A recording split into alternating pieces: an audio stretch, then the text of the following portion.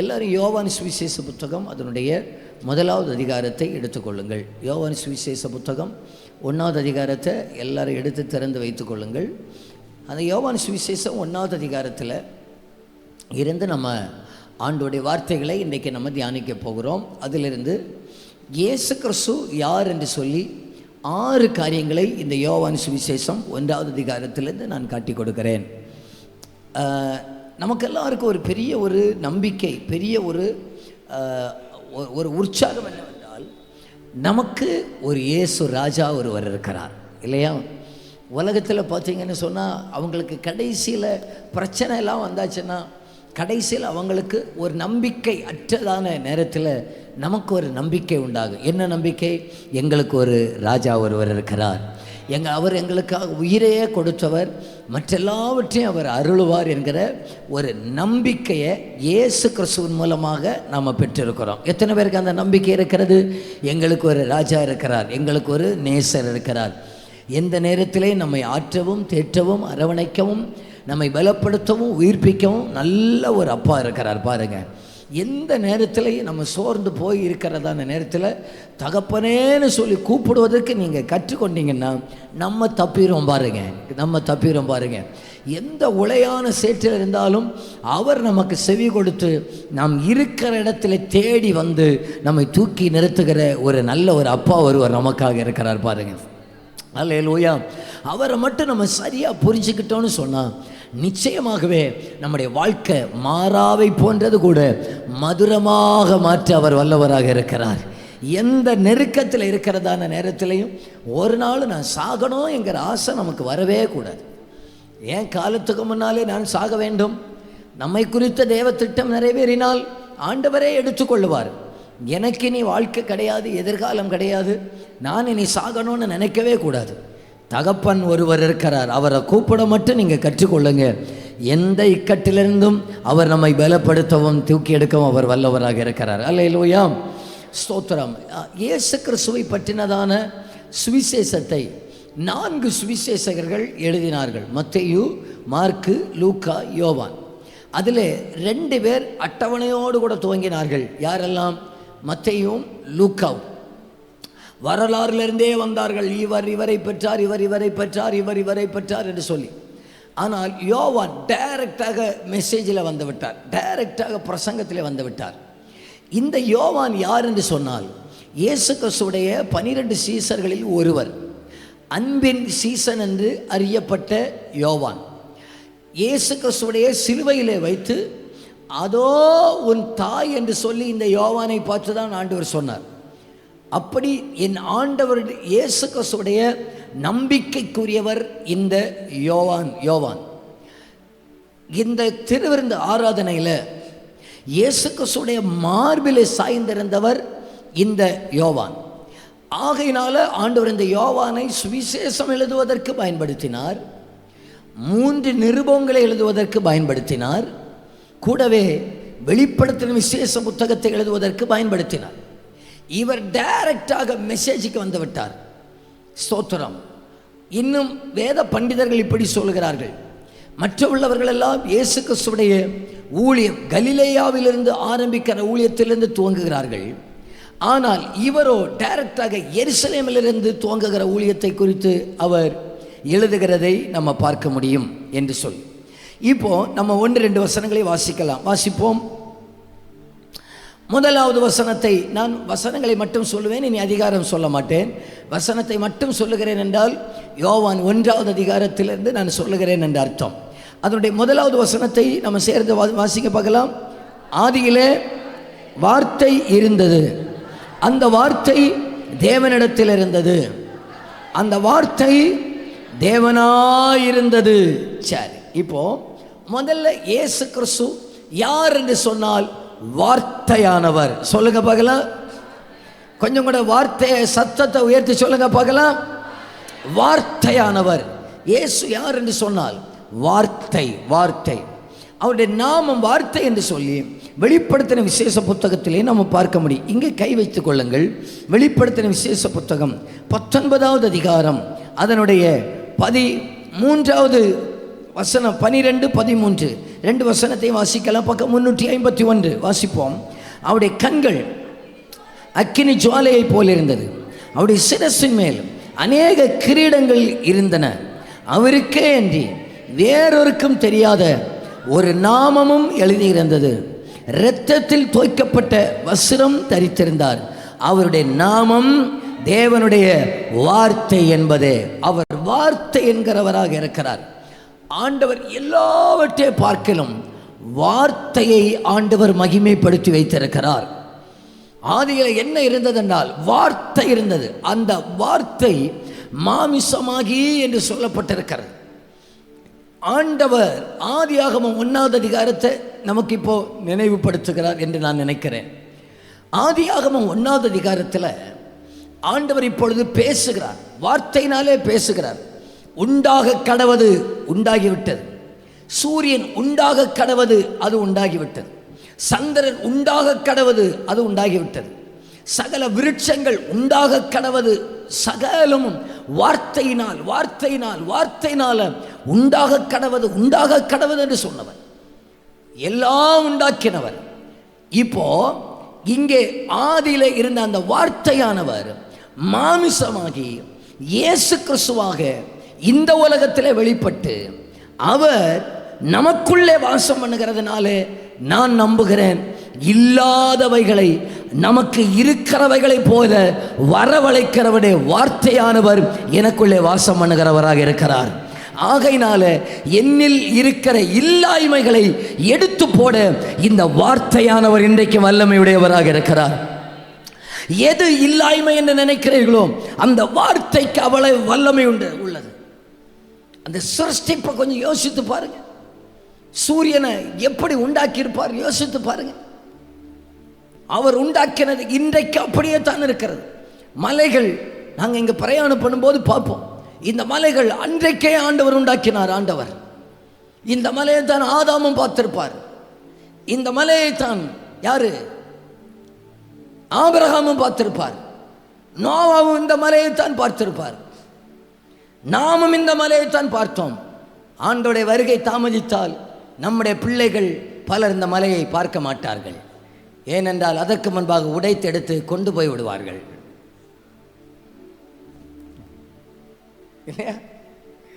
ஏன்னா இதெல்லாம் வார்த்தையினால் உண்டாக்கினார் ஆண்டவர். வார்த்தையினால சகலவற்றை உண்டாக்கி அந்த வார்த்தையானவர் எனக்குள்ளே இருக்கிறதுனால நமக்குள்ளே என்ன இல்லை என்று நினைக்கிறீங்களோ இந்த வார்த்தையானவர் நமக்குள்ளே இருந்து சகலத்தை உண்டாக்க அவர் போதுமானவராக இருக்கிறார். என்ன இல்லைன்னு நினைக்கிறீங்க நீங்க சொல்லுங்க. எனக்குள்ளே அவர் வார்த்தையானவர் வாசம் பண்ணினா போதும், இல்லாதவைகளை இருக்கிறவைகளை போல அவர் வரவழைக்கிறவராக இருக்கிறார். அது வார்த்தையை பாருங்க. இல்லாதவைகளை இருக்கிறவைகளை போல. இப்போ இந்த டோருக்கு பின்னால ஒரு பையன் போய் நிற்கிறான்னு சொன்னா நான் தைரியமா கூப்பிடலாம். டேய் வெளியே வாடான்னு சொல்லி கூப்பிடலாம். அவன் அங்க உள்ள நிற்கிறாங்கிற நம்பிக்கையில வெளியே வாடான்னு சொல்லி கூப்பிடுறேன்.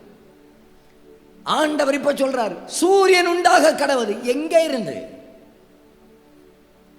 சந்திரன் உண்டாக கடவுது எங்கே இருந்து. எல்லாவற்றுக்கு பின்னால கர்த்தர் வார்த்தையை மகிமைப்படுத்தி வைத்திருக்கிறார். வார்த்தையை மகிமைப்படுத்தி வைத்திருக்கிறார். நாம இன்னைக்கு நம்முடைய வாழ்க்கையில அந்த வார்த்தையானவராகிய இயேசுவுக்கு முதலிடம் கொடுப்போமே ஆனால் அவரால் உண்டாக்க முடியாதது எதுவுமே கிடையாது. அவர் எதையும் நமக்காக உண்டாக்கி தருவதற்கு அவர் போதுமானவராக இருக்கிறார். எதையும் கைகூடி வர செய்ய அவர் வல்லமையுடையவராக இருக்கிறார். என்ன பாஸ்டர் இனியெல்லாம் என் வாழ்க்கையில் அற்புதம் நடக்குமா? எத்தனை பேர் சொல்லுகிறீங்க வார்த்தையானவர் எனக்காக இருக்கிறார், இல்லாதவைகள் இருக்கிறவைகளை போல வரவழைக்கிறவர். இந்த கால வேளையில் இயேசுவின் நாமத்தினால வார்த்தையானவர் எங்க ஊழியத்தில் வெளிப்படுவாராக. வார்த்தையானவர் எங்க முன்னால இருக்கிற ஜனங்களுடைய வாழ்க்கையில வெளிப்படுவாராக. என்ன இல்லை என்று சொல்லுகிறோமோ இயேசுவின் நாமத்தில் அது உண்டாவதாக, அது உண்டாக்கப்படுவதாக, அது உருவாகட்டும் இயேசுவின் நாமத்தினால. வார்த்தையின் வல்லமை இயேசுவின் நாமத்தில் வெளிப்படட்டும். பரலோகம் அவருடைய நாமம் தேவனுடைய வார்த்தை என்பதே. ஆகையினால எதுக்கு முக்கியத்துவம் இல்லைனாலும் வார்த்தைக்கு ரொம்ப முக்கியத்துவத்தை கொடுத்துறோம். ஃபாதர் பெர்க்மன்ஸ் ஐயாவிடத்தில் ஒரு முறை பேட்டி எடுக்கும்போது அவங்க சொல்றாங்க, ஐயா உங்க பாடலை பாடும்போதே அற்புதம் நடக்குது, உங்க பாடலை பாடும்போதே மனுஷன் சுகமாகிறான். அதுக்கு இடையில ஆத்துமாவே நன்றி சொல்லும் முழு உள்ளத்தோட அந்த பாடல் என்று நினைக்கிறேன். அந்த பாடலை பாடினதான நேரத்தில் ஒரு ஊமையரே பேசிட்டாராம். ஏன் எப்படி ஐயா உங்க பாடலை பாடுனா இப்படி அற்புதம் நடக்குது, உங்க பாடலை பாடுனா அதிசயம் நடக்குது, உங்க பாடலை பாடுனா தலைமுறை இல்லாதவர்களுக்கு தலைமுறை உண்டாகிறது, அவர் கூடுமே எல்லாம் கூடுமே என்று பாடின ஒரு பாடல். அந்த பாடல் வந்த ஆரம்பத்தில் அந்த சகோதரி கையை வயிற்றில் வைத்து சொன்னாங்களாம், கூடுமே எல்லாம் கூடுமே, எனக்கு தலைமுறையை தருவதற்கும் இயேசுவால கூடுமேன்னு பாடலை பாடினாங்களாம். கர்த்தர் அவர்களுக்கு தலைமுறைகளை கொடுத்து விட்டாராம். ஏன் ஐயா உங்க பாட்டில் இப்படி அற்புதம் நடக்குன்னு சொன்னான். அவர் சொன்னாராம், நான் பாடல் அல்ல எழுதுகிறேன், வசனத்தை பாடலாக கர்த்தர் எனக்கு கொடுக்கிறார். வார்த்தையை நான் வசனத்தை பாடலாக பாடுறதுனால இது ஜீவன் உள்ளது. இந்த பாடல் அவர்கள் வாயில பாடும்போது உள்ளுக்குள்ளே அது ஜீவனாக போய் அது செய்ய வேண்டிய கிரியைகளை செய்கிறது. உள்ளுக்குள்ளே ஜீவனாக போய் அற்புதங்களை நடப்பிக்கிறது, ஜீவனாக போய் வியாதியை குணமாக்கிறது, ஜீவனாக போய் கட்டுகளை உடைக்கிறது, ஜீவனாக போய் அற்புதத்தை செய்கிறது, ஜீவனாக போய் மகிமையை வெளிப்படுத்துகிறது. ஆகையினால இந்த வார்த்தையை ரொம்ப முக்கியத்துவப்படுத்துங்கள். வசனத்தை பைபிளை மட்டும் கீழே வச்சிடாதீங்க. வாழ்க்கையில் இந்த வசனத்தின் வல்லமை, இது ஜீவன் உள்ளதுங்க, ஜீவன் உள்ளது. வசனம் ஜீவன் உள்ளது.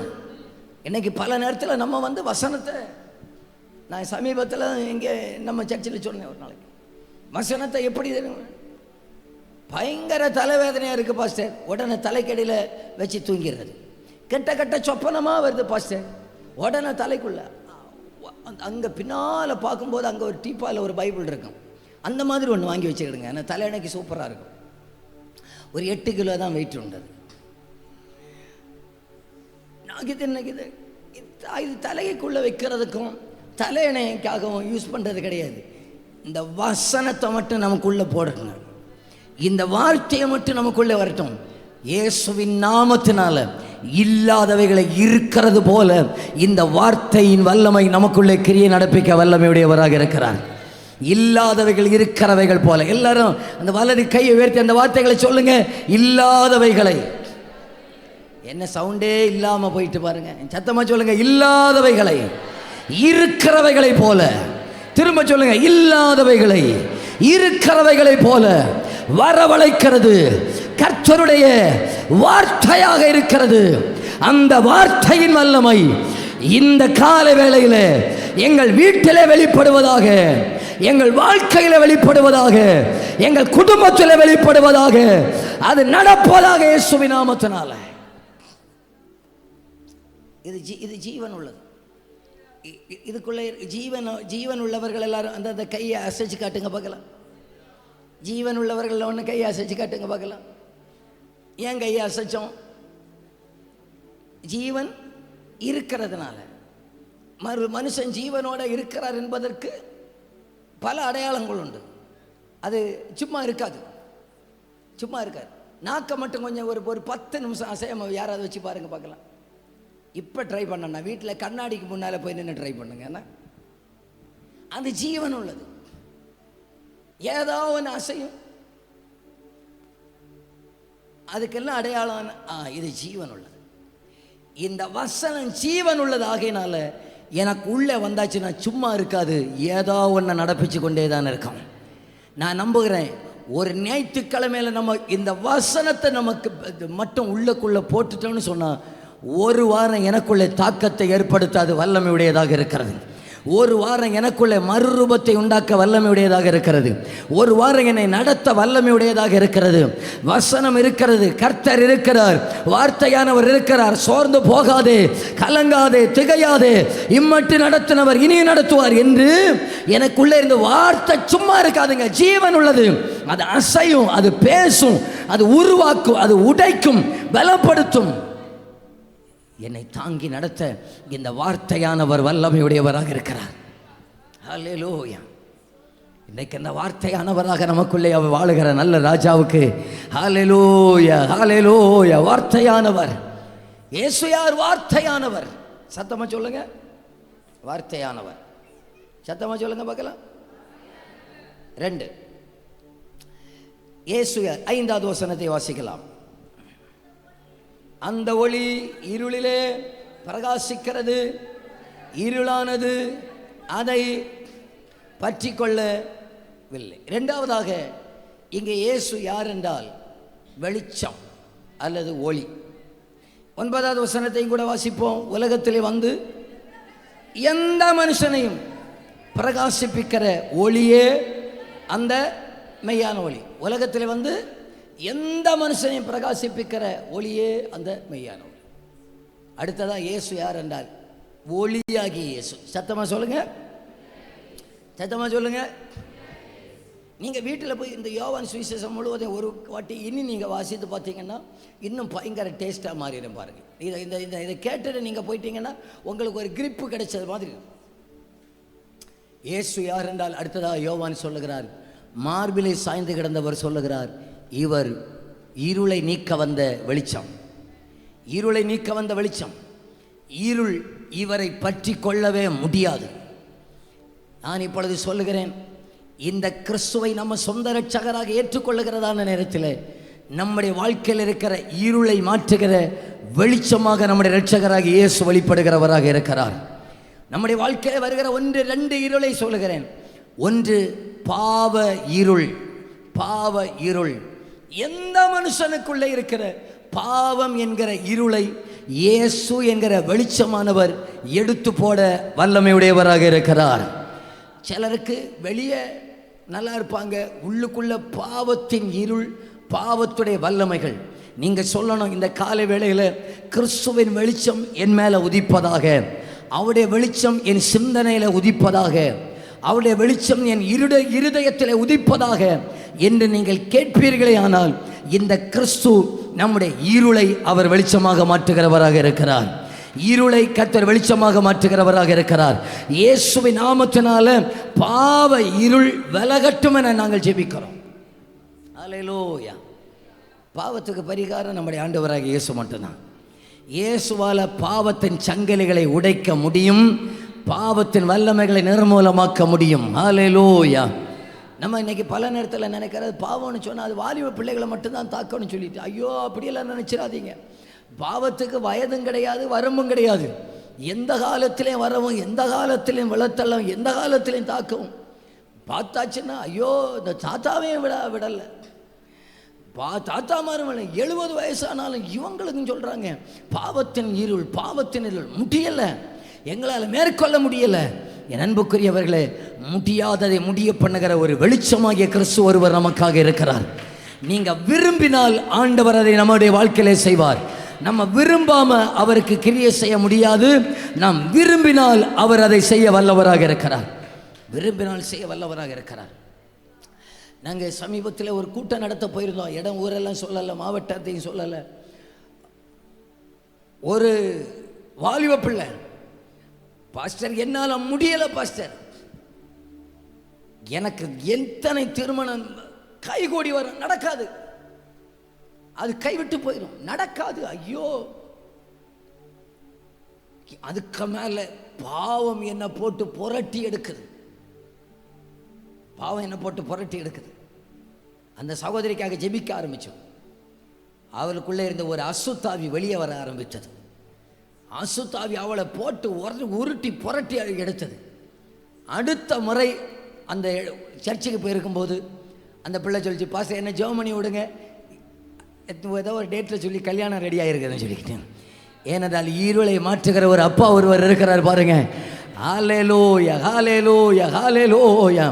இயேசுவின் நாமத்தினால் எல்லாரும் அந்த வலது கையை உயர்த்துங்க பார்க்கலாம். உங்களுக்காக நான் ஜெபிக்கிறேன். எல்லாரும் அந்த வலது கையை உயர்த்தி இயேசுவேன்னு கூப்பிடுங்க. கூப்பிடுங்க, கொஞ்சம் நல்ல சத்தம் உயர்த்தி கூப்பிடுங்க. நம்முடைய வாழ்க்கையில் கொண்டு வந்திருக்கிற இருள் என்ன? தரித்திரம் என்கிற ஒரு இருள். இன்றைக்கு ஆண்டவர் அதை வெளிச்சமாக மாற்றுவார். தரித்திரம் என்கிற ஒரு இருள், சமாதான கேடு என்கிற இருள். அவங்க கையை உயர்த்தி சொல்லுங்க பார்க்கலாம். எங்க வீட்டில் இருக்கிற தரித்திரம் என்கிற இருள், சமாதான கேடு என்கிற இருள், எங்க வாழ்க்கையில் இருக்கிற இருளை வெளிச்சமாக மாற்றுகிற இயேசுவின் நாமத்தினால வாலிப பிள்ளைகள் சொல்லுங்க பார்க்கலாம். பாவத்துக்கு நேராக என்னை விழ தள்ளுகிற அந்த இருள் இயேசுவின் நாமத்தினால இந்த பகல் வேளையில என்னை விட்டு, எங்க வீட்டை விட்டு அது வெளியேற்றப்படுவதாக. நீங்க கூப்பிட்டாதான் அவர் வர முடியும். நம்ம கேட்டாதான் அவருக்கு கிரியை செய்ய முடியும். இயேசுவின் நாமத்தினால எந்த மனுஷனையும் பிரகாசிப்பிக்கிற மெய்யான வெளிச்சமாகிய இயேசு எங்கள் ஜனத்தின் மேல நீர் வெளிப்படுவீராக. நல்ல ஒரு நிமிஷம் கைகளை தட்டியப்பாவை துதிச்சிருங்க பகல. நல்ல கரங்களை தட்டி அல்லேலூயா. ஆமென், ஆமென், ஆமென், ஆமென், ஆமென், ஆமென், ஆமென், ஆமென். சங்கீதம் 23 சொல்கிறார், மரண இருளின் பள்ளத்தாக்கில் நடந்தாலும் பொல்லாப்புக்கு பயப்படேன். மரணம் என்கிறதான ஒரு இருள் பலருக்குள்ள இதாக்கும். எங்கேயோ ஒரு ஒரு மரணம் வந்தால் போதும் அடுத்ததாக சொல்லுவாங்க, எனக்கு வந்துருமோ. எங்கேயோ கேள்வி, அடுத்து நானா இருக்குமோ, அடுத்து எனக்கு தான் இப்படி வந்துருமோ. கை வைத்தண்டான்னு அந்த ஆட்கள் கை வைத்த சொன்னால் இப்போ ஏறக்குறை எல்லாரும் கை வைத்தாங்க. அவங்களுக்கு வியாதி, அடுத்து எனக்கு வந்துடுமோ. அவங்களுக்கு விபத்து நடந்து விட்டது, அடுத்து எனக்கு வந்துடுமோ. அவங்க வண்டியிலேருந்து விழுந்துட்டாங்க, அடுத்து நான் விழுந்துருவனும். பைபிளில் யோபுல ஒரு வசனம் இருக்கு, யோபுக்கு பயந்த காரியம் நேரிட்டதுன்னு. யோபுக்கு பயந்த காரியம் நேரிட்டது. உண்மை சொல்லட்டுமா, அது ஒரு ஆவியாக்கு. அந்த ஆவியை இயேசுவால மட்டும்தான் நீக்க முடியும். இயேசு கிறிஸ்துவால மட்டும்தான் நீக்க முடியும். இயேசுவால மட்டும்தான் நீக்க முடியும். காலில் ஒரு சின்ன ஒரு புண்ணு வந்துட்டா போதும், உடனே சொல்றது சுகர் போல இருக்கு. உடனே சொல்லுவாங்க தீருமோ தீராதோ. முதுகு வலி வர்றது போல இருக்கு, சொல்லுவாங்க கட்டி வந்துட்டு போல இருக்கு. கட்டி, சின்ன ஒரு கொழுப்பு கட்டி வந்தால் போதும், ஐயோ இது எனக்கு கேன்சர் போல இருக்கு, புற்றுநோய்க்கு அடையாளம் போல இருக்கு. ஒரு ராத்திரி தூக்கமாக வரும். தம்பி ஆராதனை சொன்னது போல நம்ம நல்லா தூங்குறதே ஆண்டோடைய பெரிய ஒரு கிருபையாகும். சர்ச்சையில் வைத்து அல்ல, ஆமாம், வீட்டில் நல்லா தூங்குறோன்னு சொன்னால் அது பெரிய ஒரு ஆண்டவர் நமக்கு அதை கிருபையாக்கும். மரண இருள் நம்மளை போட்டு புரட்டி எடுத்துடும். இது எப்போ தெரியுமா வர? ராத்திரி கரெக்டாக வரும். ராத்திரி தூங்க போகிற நேரம் அப்போ தான் நம்ம சிலர் தனியாக இருப்போம். ராத்திரி படுத்த உடனே தூக்கம் வராத ஆட்கள் இருக்கிறாங்க பார்த்தீங்களா, குழம்பிக்கிட்டே தான் கிடப்பாங்க. ஒன்று கடந்த காலத்தை குறித்து குழம்புவாங்க, அல்லது வருங்காலியத்தை குறித்து குழம்புவாங்க.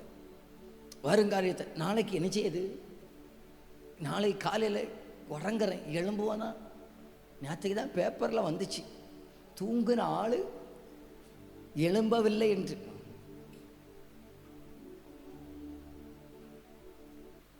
ஒருத்தர் ஒரு கதை சொன்னார், அதை சொல்கிறேன்.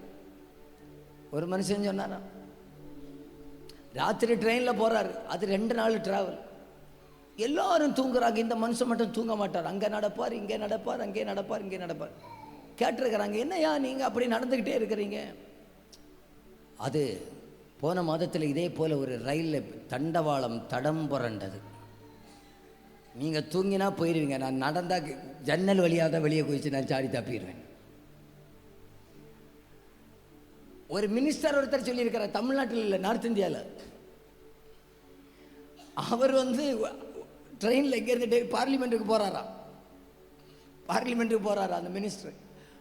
அந்த வண்டியில் ஒரு பாஸ்டரும் போகிறாரு. சார் எங்கே?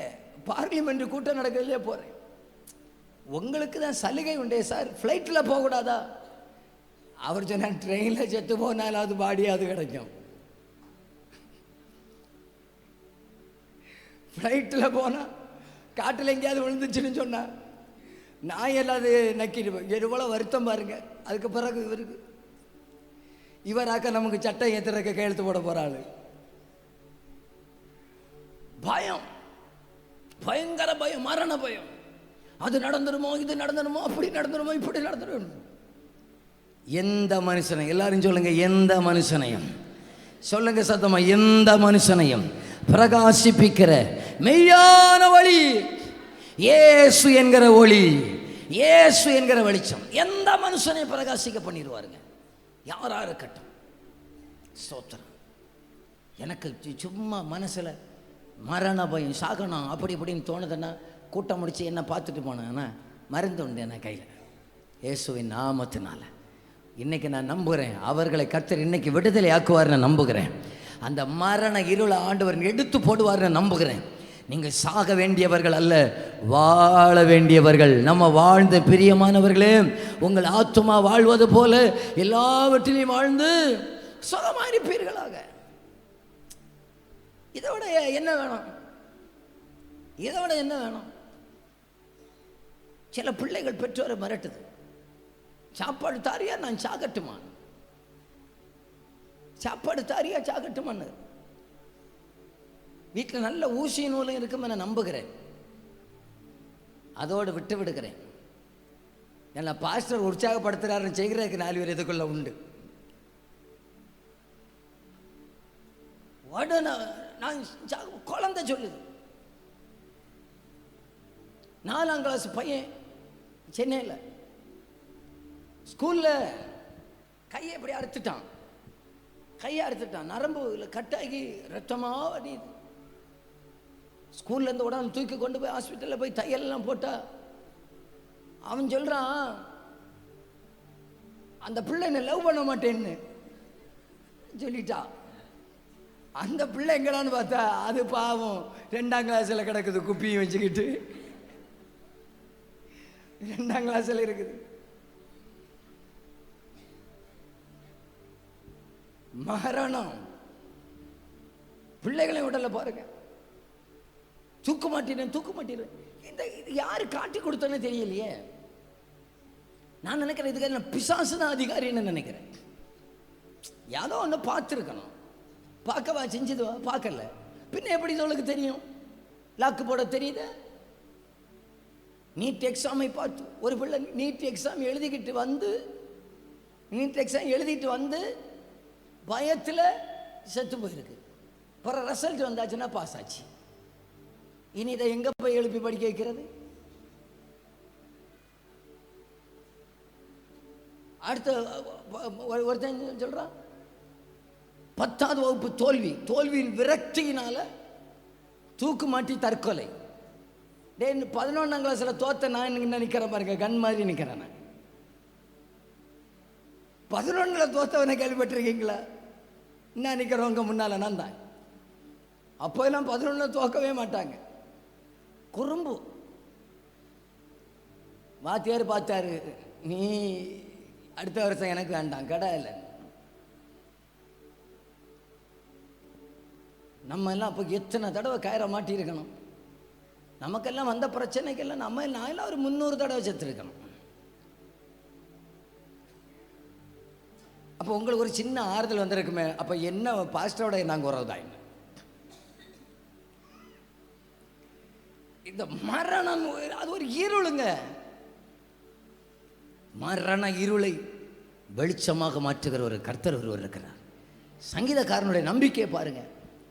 நான் மரண இருளின், அந்த வசனத்தை எல்லாரும் கையை வெறுத்து சொல்லுங்க பார்க்கல. மரண இருளின் பள்ளத்தாக்கிலே நடந்தாலும் பொல்லாப்புக்கு பயப்படேன். திரும்ப சொல்லுங்க, மரண இருளின் பள்ளத்தாக்கிலே நடந்தாலும் பொல்லாப்புக்கு பயப்படேன். இப்ப சொல்லுங்க, தேவரீர் என்னோடு கூட இருக்கிறீர். சொல்லுங்க, தேவரீர் என்னோடு கூட இருக்கிறீர்.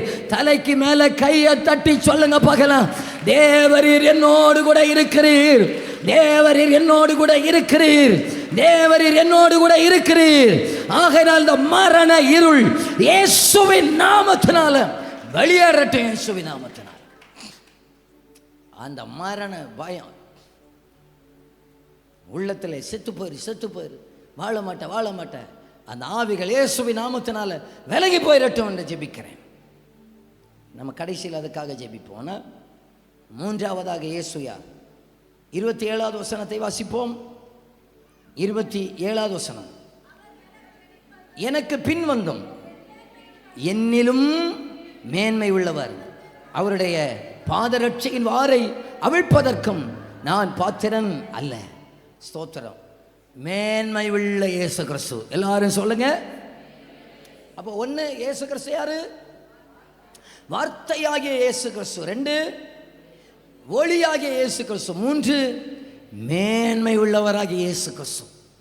பாருங்க, யோவான் சொல்றாரு, அவருடைய பாதரட்சையின் செருப்பு இருக்கு இல்லையா, செருப்புடைய வாரை அவிழ்ப்பதற்கு கூட நான் பாத்திரவான் அல்ல, அவ்வளவு மேன்மை உள்ளவர். நான் இப்படி சொல்லுகிறேன், அவரே இப்படி சொல்லுவார்னு சொன்னா நம்முடைய எல்லா துதிக்கும் கனத்துக்கும் மகிமைக்கும் அவர் பாத்திரராக இருக்கிறார் தானே அர்த்தம். ஸ்தோத்திரம். எல்லாரிலும் மேன்மை உள்ள ஒருவர் நமக்காக இருக்கிறார். மேன்மை உள்ளவர், பூரண அழகுள்ளவர், ஆயிரங்களில் சிறந்தவர், 10,000களில் சிறந்தவர். மலையாளத்தில் ஒரு பாட்டு, அந்த வரி மட்டும் நான் சொல்கிறேன், ஏன்னா நமக்கு பெரிய அளவு பாட்டு அது வராது. 10,000ங்களில் ஏற்றும் சுந்தரனேன்னு சொல்லி அந்த வார்த்தை நம்ம ஊருக்காரங்களுக்கு புரியும். 10,000ங்களில் ஏற்றம் சுந்தரனே, துன்பம் துக்கங்களதில் ஆஸ்வாசம் நல்குன்னோ, என் பாவமெல்லாம் சுமக்காமென்னேற்றதா, சாரோனின் பனீர் புஷ்பம் அவரே நான் கண்டத்தியே, 10,000ங்களில் ஏற்றம் சுந்தரனே, 10,000ங்களில் ஏற்றம் சுந்தரனே, இயேசுவில் என் தோழனை கண்டே, எனக்கெல்லாம் மாயவனே, 10,000ங்களில் ஏற்றம் சுந்தரனே, சாரோனின் பனீர் புஷ்பம் அவனே நான் கண்டத்தியே, 10,000ங்களில் ஏற்றம் சுந்தரனே, 10,000ங்களில் ஏற்றம் சுந்தரனே. அவ்வளவு அழகானவருங்க, அவ்வளவு பூரண அழகுள்ளவர். அந்த மேன்மை உள்ள இயேசுவை பார்க்கணுன்னு யாருக்காவது எப்பயாவது ஆசை வந்திருக்கா? அந்த ஆசை வந்திருக்கிறவங்க அந்த கையை உயர்த்தி காமிங்க பார்க்கலாம். அவர் பூரண அழகுள்ளவர், ஆராதனைக்குரியவர். அந்த அந்த மேன்மை உள்ளவருக்கு முன்பாக பரலோகத்தில் 24 மூப்பர்கள் இருக்கிறார்கள். அவர்கள் என்ன தெரியுமா செய்கிறார்கள்? அவர்களுடைய மேன்மை தான் கிரீடம். ஒரு மனுஷனுக்கு தலையில் இருக்கிற கிரீடம் என்பது அவருடைய மேன்மை. அவரை ஆராதிக்கிறதான நேரத்தில் சாஷ்டாங்கமாய் விழுந்து அவருக்கு, அந்த மேன்மை உள்ளவருக்கு முன்பாக எங்களுடைய மேன்மை அற்பமும் குப்பையும் என்று சொல்லி கிரீடங்களை தாழ இறக்கி வைத்து, மேன்மை உள்ளவரை, ரட்சிப்பின் மகிமை உமக்கே, சேனைகளின் கர்த்தர் பரிசுத்தர் என்று அந்த மேன்மை உள்ளவரை அவர்கள் ஆராதிக்கிறார்கள். அந்த மேன்மை உள்ளவருடைய மகிமையை மட்டும் நம்ம கண்டுட்டோம்னு சொன்னா, நாங்கள் இங்கே இந்த நல்ல கையை தட்டுங்க, வாயை தரங்க, கொஞ்சம் கூட கையை உயர்த்தி கையை அசைச்சி ஒன்றும் சொல்ல வேண்டிய அவசியம் இல்லை. நான் யார், இயேசு யார் என்பதை பார்க்கணும். அவர் பூரண அழகுள்ளவர், அவர் பூரண அழகுள்ளவர். நான் சொல்ல சொல்ல நீங்க எல்லாரும் அந்த கையை உயர்த்தி ஒரு ஆமென்னு சொல்ல போறீங்க. நான் நம்புகிறேன் இயேசு ராஜா மகிழ்வாராக. நான் அவருடைய நாமத்தை சொல்ல சொல்ல ஒரு ஆமென்னு சொல்ல போறீங்க. அவர் நாமம் அதிசயமானவர், அவர் நாமம் அதிசயமானவர். ஆலோசனை கர்த்தா, வல்லமை உள்ள தெய்வம், நித்திய பிதா, சமாதான பிரபு, அல்பாவானவர், ஒமேகாவானவர், ஆதியானவர், அந்தமானவர், பரிசுத்தமுள்ளவர், மரித்தோரிலிருந்து எழுந்தவர், இருந்தவர், இருக்கிறவர், வருகிறவர், பாவத்தை சுமந்தை தீர்க்கிற தேவ ஆட்டுக்குட்டியானவர், உலகத்தில் வெளிச்சமாக இருக்கிறவர், என் பாவத்தை மன்னிக்கிறவர், அக்கிரமங்களை எண்ணாதிருக்கிறவர், இனிமேல் என்னை சேர்க்க வருகிற ராஜாதி ராஜா, சபைக்கு தலையாக இருக்கிறவர், சபைக்கு மணவாளனாக இருக்கிறவர். அவ்வளவு மேன்மை உள்ளவருக்கு தலைக்கு மேல கையை தட்டி ஒரு அல்லேலூயா, நல்ல கம்பீரமா அல்லேலூயா, அல்லேலூயா. மேன்மை உள்ளவர். ஆமென், ஆமென். அவர் சொல்லுகிறார், இயேசு யார் தெரியுமா? மேன்மை உள்ளவர். ஆகையினால தான் நான் இந்த நம்ம சர்ச்சில் ஆராதனைக்கு ரொம்ப நாங்கள் முக்கியத்துவம் கொடுத்து இந்த மொபைல் ஃபோன் நோண்டுறதுக்கெல்லாம் நான் பயங்கர விரோதியாக இதுக்கெல்லாம். சில பாஸ்டேஸை அதை மேடையில் நின்றுக்கிட்டு சமீபத்தில் ஒரு பாஸ்டேஸ் மீட்டிங் நடத்துகிறோம். நான் பாஸ்டேஜ் மீட்டிங் நடத்துறதுக்கு பிரசங்கம் பண்ண போயிருக்கிறேன். முன்னால் எனக்கு சேர போட்டுட்டாங்க. நான் இந்த முன்னால் இந்த பாஸ்டேஜுக்கு இடையில நம்ம முன்னால் போய் உட்காந்து சரியாகுமா? நான் நேராக தம்பி ஃப்ராங்க்லின் முன்னால் நின்று ஆறாக நடத்திட்டு இருக்கிறார். நான் லாஸ்ட்டில் பின்னால் போய் நின்று பார்த்தா இவர் அழைத்தவரேன்னு ஆராதனை நடத்த அங்கே நான் பின்னால் இருக்கிறனால இவங்க இருக்கிற எல்லாரும் எனக்கு தெரியும்.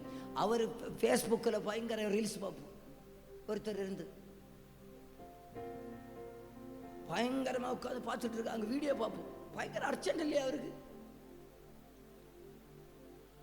எல்லாத்தையும் முடிச்சுட்டு என்கிட்ட வந்து கேட்குறாரு, பாஸ்டர் எங்களுக்கு ஒரு மீட்டிங்காக வரணும். நான் சொன்ன நான் வரமாட்டேன், ரொம்ப அர்ஜென்டா. என்ன நம்ம போய் ஜீவனை கொடுத்து பணத்தையும் செலவு பண்ணி ஊழியத்தை செய்யணும். அவர் அங்கே மேடையிலேருந்து ஃபேஸ்புக்கு தள்ளி விடுறது. தெய்வம் கேட்டார், நான் தேவனானால் என் கனம் எங்கே நாக்கும் கேட்டார். நான் தேவனானால் என் கனம் எங்கே நாக்கும். இவ்வளவு மேன்மை உள்ளவரை கனப்படுத்துவதற்கு நம்ம கடமைப்பட்டிருக்கிறோமா இல்லையாங்க? கனப்படுத்துவதற்கு கடமைப்பட்டிருக்கிறோமா இல்லையாங்க? எனக்கு சமீபத்தில் நான் இதில் பைக்கில் இந்த கீழே நிற்கிறேன். எனக்கு பிள்ளைகள் உண்டு. அந்த ஜங்ஷன்லேருந்து எனக்கு 1ஆம் கிளாஸ் பாடம் நடத்தின டீச்சர் வராங்க. 1ஆம் கிளாஸ் பாடம் நடத்துகிற டீச்சர் ஜங்ஷனில் வரான்னு சொன்னான்னா நான் பைக்கில் ஏற போனோம், ஏறாமல் நின்றுக்கிட்டேன். டீச்சர் போட்டுருந்தேன். எனக்கு இன்றைக்கி அந்த பயங்கருக்கு மரியாதை இருக்குது. என் பிள்ளைகளுக்கெல்லாம் காட்டி கொடுத்தேன், இதான் என் டேடிக்கு 1ஆம் கிளாஸ் டீச்சர். இன்றைக்கி அவங்களுக்கு அது எனக்கு வண்டியில் இறக்கு அப்போது டீச்சர் வர்றாங்க. இன்றைக்கி உள்ள காலம் எல்லாம் மாறி போச்சு. அதுக்கு என்னன்னு சொன்னால் அதுக்கு நல்ல அடிக்க குறைவாக்கும். எங்கள் காலத்தில் உள்ள டீச்சர்ஸை பார்த்தா எங்களுக்கு இப்போ பயங்கர மரியாதையும் இன்றைக்கி பயங்கர காரியமாகும். இன்றைக்கி டீச்சருக்கு முன்னாலே இவன் 2 காலையும் தூக்கி எடுத்து போட்டு கையை விட்டுட்டு காலை மேலே வச்சாக்க ஓட்டுறது டீச்சருக்கு முன்னால்.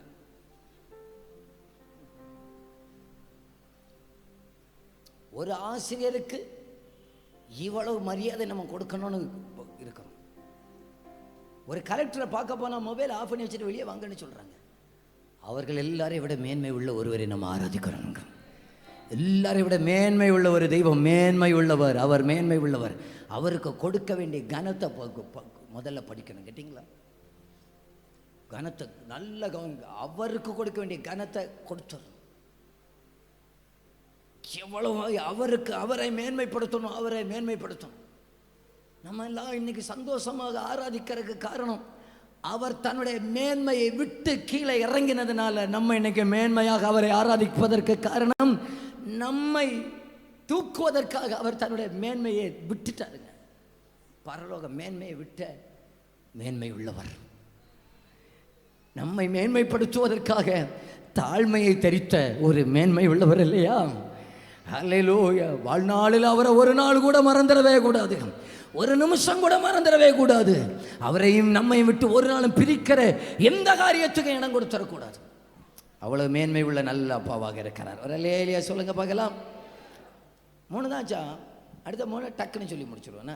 29வது வசனம் 4.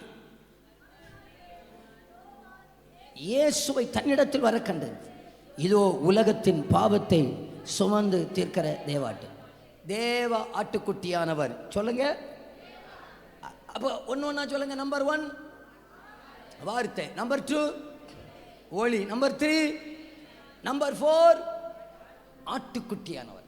நல்லா கவனிங்க. அன்றைக்கு எகிப்து தேசத்தில் இஸ்ரவேல் ஜனங்கள் அடிமையாக இருந்தார். அந்த ஜனத்தை பார்த்து ஆண்டவர் சொன்னார், வீட்டுக்கு ஒரு ஆட்டுக்குட்டியை நீங்கள் தெரிஞ்செடுக்கணும். ஒருவேளை ஒரு ஆடு உங்கள் வீட்டுக்காரங்க எல்லாம் சேர்ந்து சாப்பிட முடியாவிட்டா பக்கத்தில் வீட்டுக்காரங்களையும் சேர்த்துக்கணும். ஒரு 2 வீடுக்கு சேர்ந்து ஒரு ஆடை எடுத்துக்கணும். அந்த ஆட்டை எடுத்து அதோடைய இரத்தத்தை வீட்டு மேற்சட்டத்திலே நிலைக்கால்களையும் தேய்க்கணும். அந்த மாம்சத்தை சுட்டு நீங்கள் சாப்பிடணும். இப்படி இதை தீவிரமாக நீங்கள் சாப்பிடணும்னு ஆண்டு சொன்னார். அந்த ராத்திரியிலே சங்காரம் பண்ணுகிறவர் வருவார். இரத்தம் பூசப்பட்ட இல்லத்தில் இருக்கிறவர்கள் காப்பாற்றப்படுவார்கள். அதே போல் அந்த ராத்திரியில் நீங்கள் வெளியே வருவீர்கள். அவர்களை எகிப்தின் அடிமைத்தனத்திலிருந்து வெளியே கொண்டு வருவதற்கு ஒரு ஆட்டுக்குட்டி, ஒரு வீட்டுக்கு ஒரு ஆட்டுக்குட்டி, இன்றைக்கு சர்வ உலகத்துக்கு ஒரு ஆட்டுக்குட்டியாகும். நம் எல்லாருடைய பாவங்கள் அவர் மேலே வைக்கப்பட்டது. ஸ்தோத்திரம். பாவ உணர்வு, குற்ற உணர்வு. பாவ உணர்வு கண்டிப்பாக நமக்கு எல்லாருக்கும் வரணும், கண்டிப்பாக வரணும். தப்பு பண்ணுனா பாவ உணர்வு வரணும். இது வந்தால் தான் நமக்கு மனம் திரும்புதல் உண்டாகும். ஆனால் அறிக்கை செய்த பிறகு நீ பெரிய யோக்கியரா, நீ நல்லவனா நல்லா கேட்குறது குற்ற உணர்வு. அதை உண்டாக்குகிறவன் சாத்தான். ஏன்னா இரவும் பகலும் நம்மை குற்றப்படுத்துகிறவன் சாத்தான். எந்த நேரத்திலையும் நம்மை மன்னிக்கிறதுக்கு தயைபடுத்தவராக நிற்கிற ஒரு ஆட்டுக்குட்டியானவர் ஒருவர் நம்ம பக்கத்தில் ஒருவர் இருக்கிறார். இன்றைக்கு வரைக்கும் நம்முடைய பாவங்களை சுமந்து தீர்க்கிற ஒரு ஆட்டுக்குட்டியானவராக அவர் சொல்லுகிறார். என்ன எவ்வளோ அழகாக சொல்கிறாரு பாருங்க. நீ மனுஷகுமாரனுக்கு என்ன விரோதமாக என்னன்னாலும் பேசப்பா, உன் பாவம் எல்லாம் மன்னிக்கப்படும். ஆவியானவருக்கு விரோதமாட்ட ஒன்றும் பேசிடாதீங்கப்பா. என்னன்னாலும் நீ சொல்லப்பா, சொல்லிட்டு போப்பா, என்னன்னாலும் நீ பேசு, உன்னை நான் மன்னிப்பதற்கு தயாராக இருக்கிறப்பா. அல்லேலூயா. இந்த ஆட்டுக்குட்டியானவருடைய அன்பை என்னைக்காவது ஒரு நாள் உணர்ந்திருக்கிறவங்க அந்த வலது கையை உயர்த்தி ஒன்றா ஒரு அல்லேலூயா சொல்லுங்க பார்க்கலாம். அந்த கரங்களை உயர்த்தி ஒரு அல்லேலூயா சொல்லுங்க பார்க்கலாம். அமெரிக்காவில் போன மாதத்தில் இந்த மாதத்தில் 14ஆம் தேதியில் சார்லி கிரிக் மரித்து போனார்ல, 31 வயசில் சுட்டு கொண்டாங்க. போன ஞாயிற்றுக்கிழமையில் நினைவு கூறுகிற ஒரு கூட்டம் நடந்தது. யாராவது பார்த்தீங்களா? நினைவு கூறுகிற ஒரு கூட்டம் நடந்துச்சு. அந்த கூட்டத்தில் டொனால்டு ட்ரம்ப் வரைக்கும் போயிருந்தார். 31 வயசில் உலகத்தை அசைத்த ஒரு மனுஷன் சொல்லலாம். அநேகருக்கு ஆசீர்வாதமாக இருந்த மனுஷன். 31 வயதில் 2 கை குழந்தைங்க, 2 பொடி குழந்தைங்க, தூக்கி நடக்கிற குழந்தைகள். மனைவி வந்து நின்று எல்லாருக்கும் முன்பாக என்ன தெரியுமா சொன்னாங்க? என் புருஷவனை சுட்டு கொன்னவனை கிறிஸ்து என்னை மன்னித்தது போல நானும் மன்னித்து விடுகிறேன் என்று. இந்த உணர்வை கொடுத்தது ஆட்டுக்குட்டியானவரின் அன்பு. ஆட்டுக்குட்டியானவரின் அன்பு. ஆட்டுக்குட்டியானவரின் அன்பு. நம்ம எல்லாம் ஒன்று கொண்டு மிச்சம். கிரகாம் ஸ்டைன்ஸ் இருக்காங்க இல்லையா? 1999 கிரகாம் ஸ்டைன்ஸ் 2 பிள்ளைகள். அந்த சரியா முகம் ஒன்றும் கிடையாது, கறி கட்டை தான். புருஷனும் பிள்ளைகளும் 3 சவப்பட்டியில் வைத்து ஒரே குழியில் வைத்து இருக்கிறாங்க. அடக்க நடத்துகிற பாஸ்டர் வந்து கிரகாம் ஸ்டேஸுக்கு மனைவி பக்கத்தில் நிற்கிறாங்களாம். மனைவிட்ட கேட்குறாங்களாம், சிஸ்டர் சொல்லுங்க, ஏதாவது பாட்டு பாடணுமா? பாட்டு பாட நீங்கள் விரும்புகிற ஒரு பாட்டு இருந்தால் பாடணும்னு. அந்த அம்மா சொல்லிச்சான், பிகாஸ் ஹீ லீவ்ஸ். எனக்கு இங்கிலீஷில் அந்த பாட்டு தெரியாது, மலையாளத்தில் அந்த பாட்டு ஒரு அடி தெரியும். தான் வாழ்கையா ஆகுலமில்லா நாளை என்ன பீதியில்லா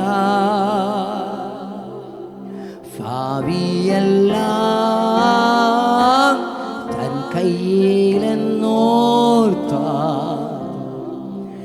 ആയത്ര ധന്യമേ ലോക ജീവിതം, ആയത്ര ധന്യമേ அப்பா ஒருவர் இருக்கிறார். ஆகையினால எதிர்காலத்தை அவர் பார்த்து கொள்வார். எனக்காக ஒரு மேன்மை உள்ள ராஜா ஒருவர் இருக்கிறார், அவர் இருக்கிறார். கடைசியா சொந்த இன்னொரு மகள் உண்டு. மகளை கூட்டிகிட்டு சொந்த ஊருக்கு போகிறதான நேரத்தில் ஏர்போர்ட்டில் பத்திரிகைக்காரங்கெல்லாம் கூடிட்டாங்க. கூடி கேட்குறாங்க, அங்கே உங்கள் புருஷனையும் 2 குழந்தைகளையும் எரித்து போட்டதான அந்த கயவன் தாரா சிங் கும்பலுக்கும் என்ன தண்டனை கிடைக்க வேண்டும் என்று நீங்கள் விரும்புகிறீர்கள்? அந்த அம்மா ஏர்போர்ட்டிலேருந்து கண்ணீர் மல்கள் சொல்லிட்டு போனாங்க, இயேசு என்னை மன்னித்தது போல நான் மன்னித்து விட்டு போகிறேன் என்று. 5 பேரை இந்தியாவுக்கு ஊழியத்துக்கு வந்தாங்க. 3 பேரை இந்தியாவில் புதைச்சிக்கிட்டு அம்மைய மகளும் மட்டும் திரும்ப போகிறாங்க. சொல்கிறாங்க, கிறிஸ்து மன்னித்தது போல மன்னித்துக்கிட்டு போகிறேன்னு சொல்லிட்டு போகிறாங்க. அங்கே இன்னொரு மகள் உண்டு. மகளுக்கு அப்பாவுக்கு சகோதரர்கள் கல்லறை எங்கன்னு கேட்டால் காட்டி கொடுக்கறதுக்கு கல்லறை கூட கிடையாது. என்னன்னு சொல்றாங்க, எங்களுக்கு ஒரு ஆட்டுக்குட்டியானவர் இருக்கிறார், எங்களை ஆறுதல் படுத்தவும் எங்களை தேர்தல் படுத்தவும் எங்களை அரவணைக்கவும் எங்கள் பாவத்தை மன்னிக்கவும் எங்களுக்கு அவர் மன்னித்தது போல மற்றவர்களை மன்னிக்கவும் சொன்ன ஒரு இயேசு இருக்கிறார். ஆட்டுக்குட்டியானுடைய அந்த அன்பை உணரணும் கேட்டீங்க. ஹல்லேலூயா. அவர் யாரு? ஆட்டுக்குட்டியானவர். எந்த நிபந்தனையும் இல்லாம எந்த பாவியா வந்துடுறப்பா வந்துடுறப்பா. இந்த வருஷத்துல தான் நினைக்கிறேன், பிப்ரவரியிலே மார்ச்லயோ ஒரு தருமபுரியில ஊழியத்து போயிருக்கும் போது அங்க ஒருத்தர் வந்து சொல்றாரு, சிம்பிளா சொல்றாரு, கொலை குற்றத்தில் தண்டிக்கப்பட்டு ஜெயிலில் இருந்தேன். வேலூர்ல அந்த ராஜீவ் காந்தியை கொன்ன முருகன் சாந்தன் பேரறிவார்கள் அவர்களோடு கூட இருந்த ஆளு. இவருக்கு பேர் முருகன் தான். அந்த ஆளு நன்னடைத்த நாள் இருக்க உள்ளுக்கு ஜெயிலுக்குள்ள ரட்சிக்கப்பட்டு கொலை பாதகனன் இன்னைக்கு வெள்ளையும் போட்டுட்டு பைபிளை பிரசங்கிக்கிற ஊழியக்காரனாக மாற்றினது ஆட்டுக்குட்டியானுடைய அன்பு தானேங்க. ஆட்டுக்குட்டியானுடைய அன்பு தானேங்க. வெளியே வந்த உடனே என்னையா செஞ்சீங்க? என் மேலே வழக்க போட்ட அந்த அம்மா வீட்டுக்கு நேராக போய் மன்னிப்பு கேட்டு அவங்களுக்கு செய்ய வேண்டிய காரியங்கள் எல்லாம் செஞ்சு காலில் விழுந்து மன்னிப்பு கேட்டு அதுக்கப்புறம் தான் போய் ஞானஸ்நானமே எடுத்தேன். ஆனால் ஒன்று, என்னை மன்னிக்கிற இவ்வளவு தயபெருத்த ஒரு ஆட்டுக்குட்டியானவர் ஒருவர் இருக்கிறார்னா இயேசு ராஜா மட்டும்தான். அப்பாவால் மன்னிக்க முடியாத பாவனே ஒன்றும் கிடையாதுண்ணா. தவறு பண்ணியிருக்கலாம், தவறு பண்ணுங்கள் என்று நான் உற்சாகப்படுத்தவில்லை. ஏதோ சில தவறு பண்ணியிருக்கலாம், ஓடி வந்துடணும். கேட்டிங்களா? ஆட்டுக்குட்டியா உனக்கு இருக்க முன்னால என்ன கழுவிடுங்கப்பா, என்ன சுத்திகரிச்சிடுங்கப்பா, என்ன என் பாவத்தெல்லாம் மன்னிச்சிடுங்கப்பான்னு ஓடி வந்தான். நம்முடைய அக்கிரமங்கள் எல்லாம் மன்னித்து நம்மை சுத்திகரிக்க உண்மையும் நீதியும் உள்ள ஒரு நல்ல ஆட்டுக்குட்டியானவர் ஒருவர் இருக்கிறார். 4 5 33வது வசனம். அறியாதிருந்தேன், ஜலத்தில் ஞானஸ்நானம் கொடுக்கும்படி என்னை அனுப்பினவர் ஆவியானவர் இறங்கி யார் மேல் தங்குவதை நீ காண்கிறாயோ அவரே பரிசுத்த ஆவியினால் ஞானஸ்நானம் கொடுக்கிறவர் என்று எனக்கு சொல்லியிருந்தார். இவர் யார்? பரிசுத்த ஆவியினால் ஞானஸ்நானம் கொடுக்கிறவர். சொல்லுங்க, ஃபர்ஸ்ட்ல இருந்தே சொல்லுங்க பார்க்கலாம். நம்பர் 1, 2, 3, 4, 5 பரிசுத்த ஆவியினால் ஞானஸ்நானம் கொடுக்கிறவர். நம்ம எல்லாருக்கும் நேற்று ராத்திரியில் நான் பிரசவம் பண்ணேன். நம்ம இந்த உலகத்தில் வாழ்கிற அத்தனை பேருக்கும் பரிசுத்த ஆவி தேவை. பரிசுத்த ஆவி விலையேறப்பட்டது. பரிசுத்த ஆவி உங்களுக்குள்ளே வருகிறதான நேரத்தில் நீங்கள் வேறு மனிதனாக மாறுவீர்கள். பரிசுத்த ஆவி விலையேற பெற்றது என்று சொன்னால் அந்த ஆவி பெற்ற நம்மையும் விலையேற பெற்றவனாக மாற்றுகிறவராக இருக்கிறார். ஏன் முன்னால் பார்த்தீங்கன்னா நாங்கள் சின்ன பிள்ளையா இருக்கும்போது சொல்லுவாங்க, அவன் லட்சாதிபதி. இன்றைக்கு அதுவும் போச்சு. கோடீஸ்வரன். ஏன்? அவர்கிட்ட கோடி இருக்கிறதுனால கோடீஸ்வரன். லட்சம் இருந்தால் லட்சாதிபதி, கோடி இருந்தால் கோடீஸ்வரன், அதையும் தாண்டி இருந்தால் ஐஸ்வர்யவான். நம்ம தானே இல்லையா? நம்ம யாரு பார்க்குறாங்க. அப்போ இதெல்லாம் சொல்ல முடியாது பாஸ்டர். லட்சாதிபதியோ கோடீஸ்வரன். ஏன் அவருக்கு கோடீஸ்வரன்? கோடி கையில் இருக்கிறதுனால அவர் கோடீஸ்வரன். ஏன் அவர் லட்சாதிபதி? லட்சம் கையில் இருக்கிறதுனால அவர் லட்சாதிபதி. ஏன் அவர் ஐஸ்வர்யவான்? செல்வம் அவருக்கு இருக்கிறதுனால அவர் ஐஸ்வர்யவான். பேதருக்குள்ள பவுலுக்குள்ள இருந்த பரிசுத்த ஆவியை பார்த்து ஒரு மந்திரவாதி பல லட்சம் மதிப்புள்ளதான புத்தகங்கள் எல்லாம் கொண்டு கொடுத்து சொன்னான், எல்லாத்தையும் சொன்னான், என்ன காசுனாலும் தர்ற, எனக்கு உங்க மேல இருக்கிற பரிசுத்த ஆவியை தாங்க. அவன் கண்டுபிடிச்சிட்டான், விலை கொடுத்து வாங்க முடியாத அளவு பெரியது பரிசுத்த ஆவி. லட்சம் இருக்கிறவன் லட்சாதிபதி, கோடி இருக்கிறவன் கோடீஸ்வரன் என்று சொன்னால் பரிசுத்த ஆவி இருக்கிறவன் அதை விட விலையேறப்பட்டவன் என்று நான் அறிகிறேன். அவ்வளவு பெரிய பரிசுத்த ஆவியை இலவசமாக ஆண்டவர் நமக்கு கொடுக்கிறார். கேட்கிற அத்தனை பேருக்கும் கொடுக்கிறார். நம்மை விலையேறப்பட்டவனாக ஆண்டவர் மாற்றுவாராக. சாதாரணமானவர்களையும் விலையேற பெற்றவராக மாற்றுகிற பரிசுத்த ஆவியை கர்த்தர் நம்ம மேல வைப்பாராக. இயேசு கிறிஸ்து என்ன தருவார்? அவர் மேன்மை உள்ளவர். அபிஷேகத்தை தந்து நம்மை மேன்மை உள்ளவராக மாற்றுகிறார். அவர் சர்வ வல்லவர். நம்மை விலையேற பெற்றவனாக மாற்றுகிறவராக இருக்கிறார். கையை வேர்த்தி வர லேலியா சொல்லுங்க பார்க்கலாம். இன்னும் சத்தம் வர லேலியா சொல்லுங்க. பாருங்க, பைபிள்ல புதிய ஏற்பாட்டில் 4-5 இடத்துல இருக்கு. திருடன் வருகிற விதமாக இயேசு வருவார். சொல்லுங்க. வசனம் கேட்டீங்களா? இது வசனமாக்கும். ஒரு வாட்டி கூட சொல்லுங்க பார்க்கலாம். இந்த கீழே உட்கார்ந்து இருக்கிறவங்க மட்டும், எக்கானமி சீட்டில் இருக்கிறவங்க மட்டும் சத்தம் உயர்த்தி சொல்லுங்க பார்க்கலாம். திருடன் வருகிற விதமாக இயேசு வருவார். இந்த சேர்ல இருக்கிற பிசினஸ் கிளாஸ்ல இருக்கிற ஆளு எல்லாம் சொல்லுங்க பார்க்கலாம். திருடன் வருகிற விதமாக இயேசு வருவார். கிளாஸ் என்னவா இருந்தாலும் குவாலிட்டி இருக்க தான் செய்யுது. ஒன்று போல தான் இருக்கு. நல்ல கை தட்டிய போகிற லேலியா சொல்லுங்க பார்க்கலாம். சரி, இப்போ நல்ல கவனிச்சு. திருடன் வந்தா என்ன எடுப்பான்னு சொல்லுங்க. நம்ம வீட்டில் ஒரு திருடன் வந்தாச்சுன்னா என்ன எடுப்போம்? கிழங்கு மீன் குழம்பு எடுத்துட்டா போவாங்க. வீட்டில் பணமோ வெள்ளியோ பொன்னோ இது இந்த மாதிரி வகைரா இருந்தால் தான் அந்த வீட்டுக்கு திருடனே வருவான்.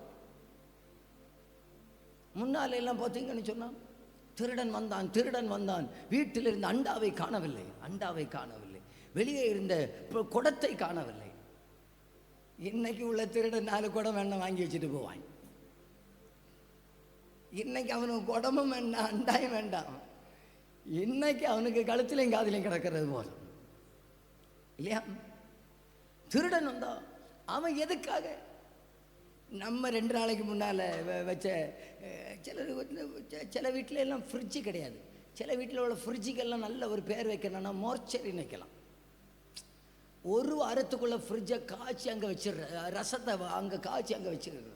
அப்பப்போ வெளியே எடுக்க வேண்டியது, வைக்க வேண்டியது, உள்ளே கொண்டு வைக்க வேண்டியது, சூடாக்க வேண்டியது, கொடுக்க வேண்டியது. அத்தான் போதுமா? போதும். இனி நாளைக்கு பார்ப்போன்னா மீண்டும் சந்திப்போம். சரி, திரும்ப உள்ளே போக வேண்டியது, வர வேண்டியது. அந்த ரசத்தை எடுப்பதற்கா வருவாங்க. என்ன ஒரு மாதிரி முறைக்கிறீங்க? உங்கள் கதையை சொன்ன போலே இருக்குமே சிலருக்கு. கை வைத்தாண்டானா பாஸ்டர், எங்கள் வீட்டு கதையெல்லாம் உமக்கு எப்படி தெரியும்? இப்போ சிலர் பார்க்குறாங்க, எங்கள் அம்மா சொல்லிட்டாங்களோ இவர்கிட்ட. நல்லா கவனிச்சுக்கிடுங்க. இதெல்லாம் எடுக்கிறக்கா வருவான். திருடன் வந்தால் விலையேற பெற்றதை எடுப்பதற்காக வருவான். இப்படி சொல்லட்டுமா? இனி ஆண்டவராக இயேசு வந்தால் ஏன் திருடனை போல வருவார் என்று எழுதப்பட்டிருக்கிறது என்றால், விலையேற பெற்ற உங்களையும் என்னை சேர்ப்பதற்காக என் கர்த்தர் வருவார். நம்ம என்னைக்கு விலையேற பெற்றவனா மாறினோம், நம்ம மேல என்னைக்கு பரிசுத்த ஆவியுடைய முத்திரை வந்ததோ அன்றைக்கு நம்ம விலையேற பெற்றவனாக மாறினோம். தலைக்கு மேல கையை தட்டி ஆமேன்னு சொல்லுங்க பார்க்கலாம். விலையேறப்பட்ட என்னை சேர்ப்பதற்காக அவர் வர்றதுனால, அந்த பரிசுத்த ஆவியை அவருக்கு தர்றதுனால என்னை விலையேறப்பட்டவனாக மாற்றி என்னை சேர்ப்பதற்காக இயேசு வருகிறார்.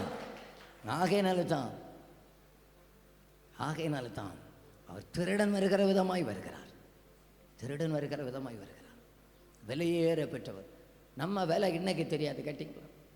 நம்ம இன்னைக்கு சங்கீதக்காரனை போல நானே ஒரு புழு, நானே ஒரு தூசி, ஆண்டவரே தூசியும் பொடியுமாக நான் தாழ்த்துகிறேன், நான் சமர்ப்பிக்கிறேன். ஒருத்தங்க ஜெபம் பண்ணாங்க. நேற்றே அந்த பாஸ்டர் சொன்னார் பார்த்தீங்களா? ஜெபம் ஒருத்தங்க ஜெபம் பண்ணாங்க. ஜெபமணி மீதியான பகுதிகளை ஆசீர்வதிக்கும்படியாக ஜெபம் பண்ணுங்கன்னு சொன்னார். 13 நிமிஷம் மீதியான பகுதிகளுக்காக ஜெபம் பண்ணிக்கிட்டு இந்த சுருக்க ஜெபத்தை ஏற்றுக்கொள்ளும், தாழ்த்தி சமர்ப்பிக்கிறேன்.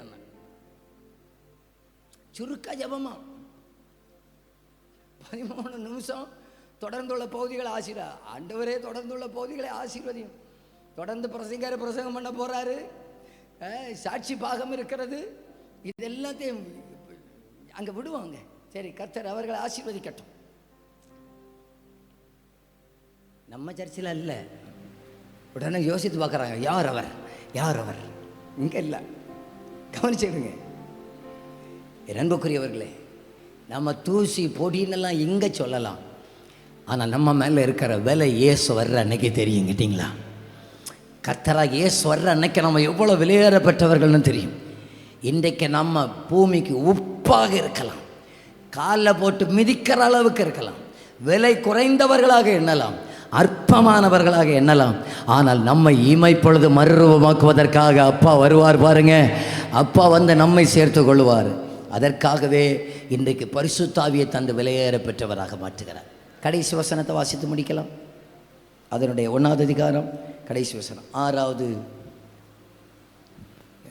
பாயிண்ட் 51வது வசனம் வாசிங்க. 126. பின்னும் அவர் அவனை நோக்கி, அதாவது நாத்தான்வேலை நோக்கி, வானம் திறந்திருக்கிறது, தேவதூதர்கள் மனுஷகுமாரனிடத்திலிருந்து ஏறுகிறதையும் இறங்குகிறதையும் நீங்கள் இது முதல் காண்பீர்கள் என்று மெய்யாகவே உங்களுக்கு ஒருக்கா கூட மிக தெளிவாக வாசிங்க பார்க்கலாம். பின்னும் அவர் அவனை நோக்கி, வானம் திறந்திருக்கிறதையும் தேவதூதர்கள் மனுஷகுமாரனிடத்திலிருந்து ஏறுகிறதையும் இறங்குகிறதையும் நீங்கள் இது முதல் காண்பீர்கள் என்று மெய்யாகவே உங்களுக்கு சொல்லுகிறேன் என்றார். தேவதூதர் ஏறினது இறங்கினதை முதல்ல பார்த்தது யார் தெரியுமா? யாக்கோபு.